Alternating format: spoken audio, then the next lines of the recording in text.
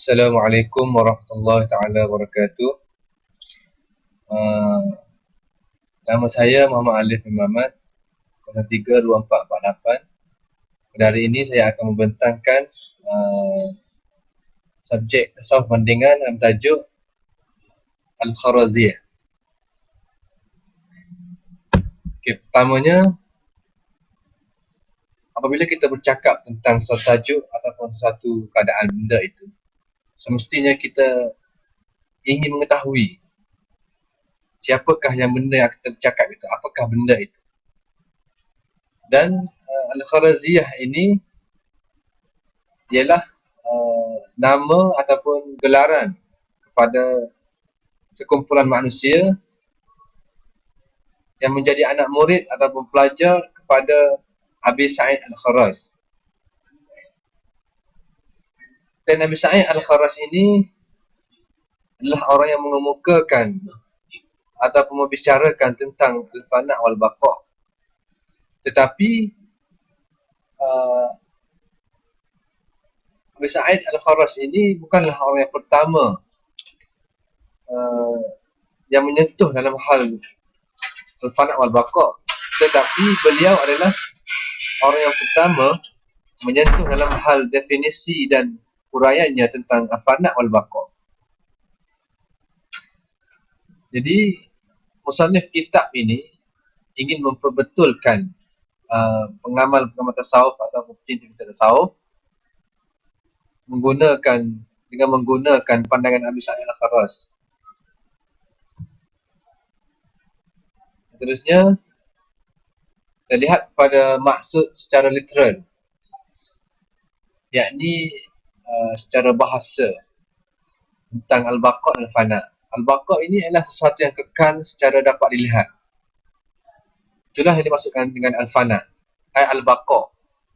Manakala Al-Fana' pula merujuk kepada semua benda yang ada pada kita adalah binasa.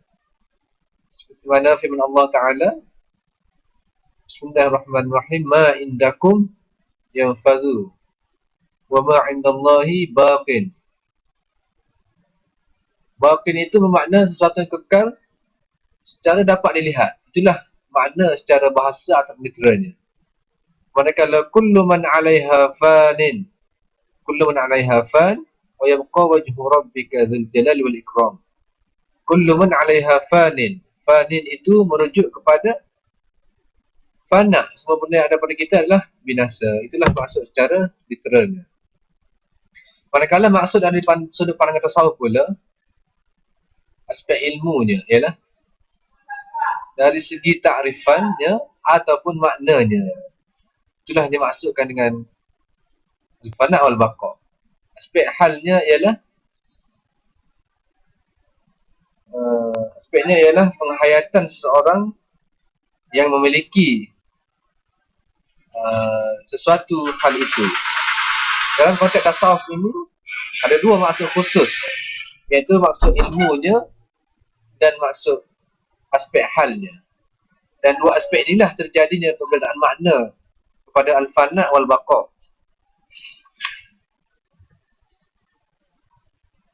Seterusnya, perbincangan tentang Al-Fana' wal-Baqa' ini sebenarnya ada yang keliru. Dan siapakah yang paling keliru dalam untuk mengenal tentang Fana' dan Baqa' ini? Antara golongan yang paling keliru dalam hal Fana' wal Baqa' ini ialah golongan ahli zahir. Mereka yang hanya mendalami ilmu-ilmu zahir seperti ilmu fiqh, ilmu hadis, ilmu tafsir dan ilmu-ilmu yang zahir tanpa mempelajari disiplin ilmu tasawuf, dan mereka hanya menilai dari sudut pandangan luaran sahaja. Jadi mereka ini tidak membelajar ataupun tidak mendalami disiplin-disiplin ilmu seperti tasawuf, dan mereka hanya memberikan maksud tentang Al-Fana' wal-Baqa' ini secara pandangan luaran sahaja. Manakala ulama-ulama tasawuf ini membincangkan, memberi maksud tentang Al-Fana' wal-Baqa' ini dari sudut dalaman, sudut maknawi. Jadi golongan ahli zahir ini seterusnya memberikan tanggapan negatif kepada ahli tasawuf kerana perbezaan maksud. Terusnya kita lihat pada makna baqa' pada bahasa. Baqa' pada bahasa ini terbagi pada 3. Yang pertama ialah kekalnya sesuatu perkara itu pada permulaannya dalam keadaan tiada, dan kekalnya sesuatu perkara itu pada akhirnya tiada. Contohnya macam bumi. Sebelum adanya bumi ini, bumi itu sememangnya tiada. Dan sememangnya apabila tiada suatu benda itu, maknanya bumi itu sendiri baqa' ketika tiada.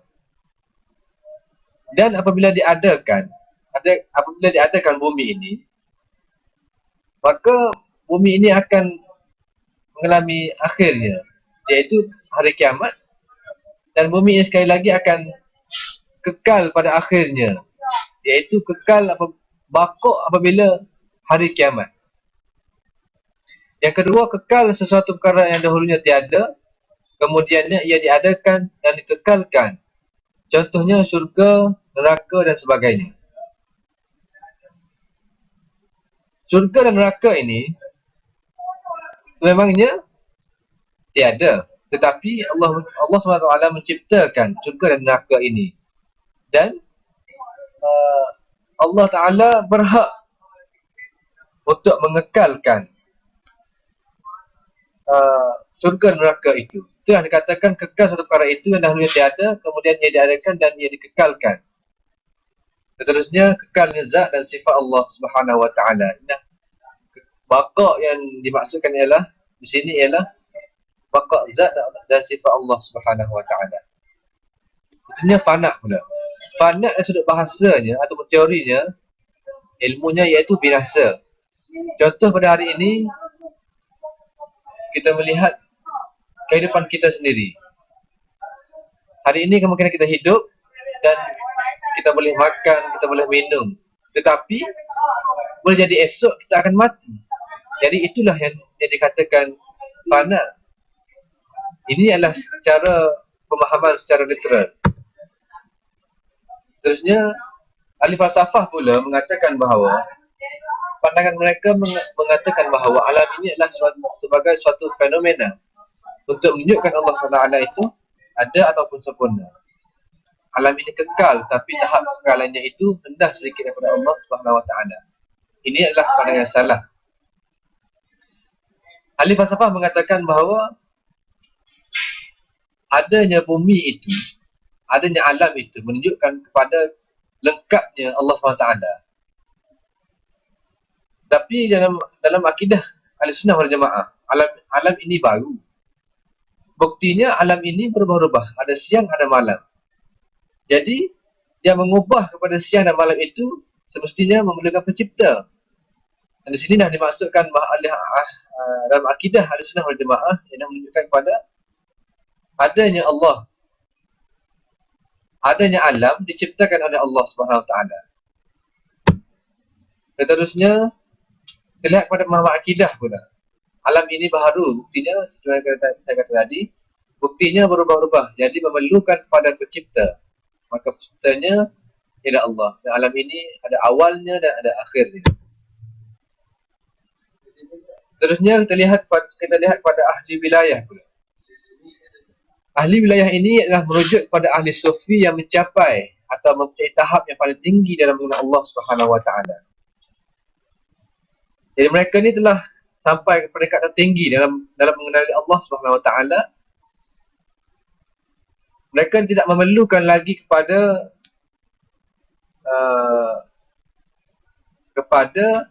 maqamat wal ahwal, ataupun juga boleh dikatakan sebagai jalan-jalan untuk mengenal Allah SWT, kerana mereka ini telah mencapai tahap yang paling tertinggi dalam mengenal Allah SWT. Mereka juga tidak memerlukan tidak memerlukan pada karamah, kerana karamah itu adalah menjadi sebahagian daripada penghalang pada mereka, kerana mereka telah sampai. Apa yang mereka duduki sekarang ialah mereka kekal dengan sifat Allah Subhanahu Wa Taala. Kata musannif kitab, fana dalam sesuatu perkara itu tidak boleh dianggap benar ataupun tepat kecuali kita boleh meneliti kerusakannya atau kehancurannya. Jadi fana ini mengikut pandangan musannif kitab ialah hancurnya sesuatu perkara itu tidak dapat kita anggap benar atau tepat sekiranya kita tidak boleh melihat sendiri kehancurannya ataupun kerusakannya, dan ia juga menafikan rasa berkehendak padanya. Seterusnya pandangan fana dan baqa' pada pandangan ahli sufi. Ahli sufi ini mendefinisikan atau memberikan makna baqa' dan fana itu adalah merujuk kepada pemahaman dari sudut makna, bukan sekadar pemahaman dari sudut zahir ataupun luaran. Mereka tidak melihat pada maksud secara literal sahaja. Itulah pandangan fana dan baqa' dari sudut pandangan ahli sufi.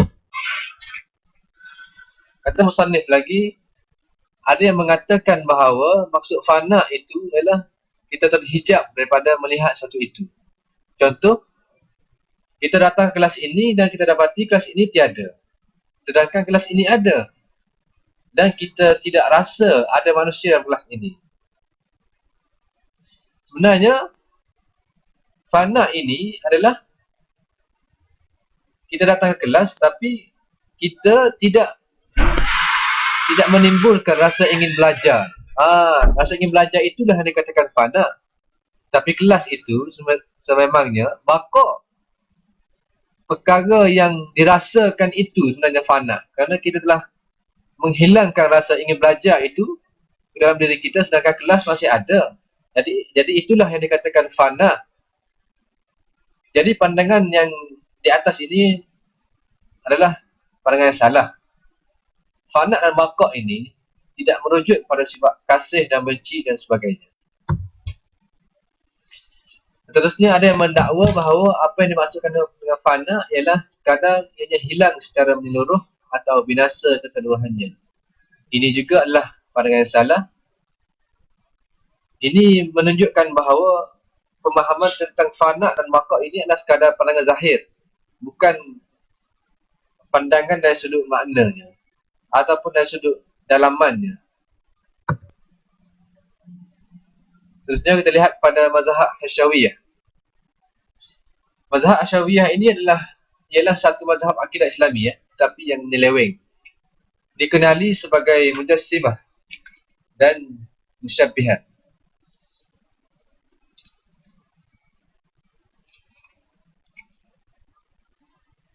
Mazhab Hasyawiyah ini mendakwa bahawa zat Allah Ta'ala tempat kepada perkara yang baru.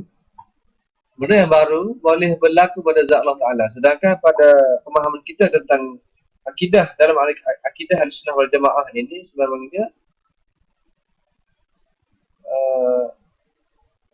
zat dan sifat Allah Ta'ala ini tidak boleh disamakan dengan benda yang baru.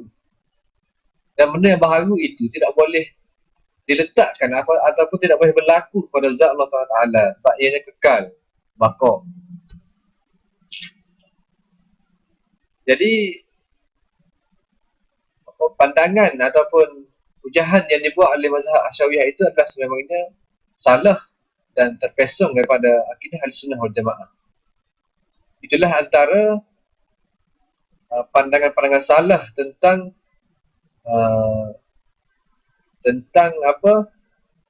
pemahaman terhadap konsep fana dan baqa'. Sebagai kesimpulannya, kita boleh merujuk pada kata-kata Al-Kharraz, Abu Sa'id Al-Kharraz. Kerana pandangan beliau lah antara yang terbaik untuk dijadikan sebagai sempadan pada pengamal-pengamal dan pencipta kepada tasawuf. Perlu pada pemahaman secara maknawi, bukan secara zahir. Dan kemuncak kehambaan diri seorang hamba itu ialah apabila ia tidak melihat perbuatan dirinya adalah baik dan bagus. Sekian sahaja pertanyaan saya pada hari ini. Wabillahi taufiq wal hidayah. Assalamualaikum warahmatullahi wabarakatuh.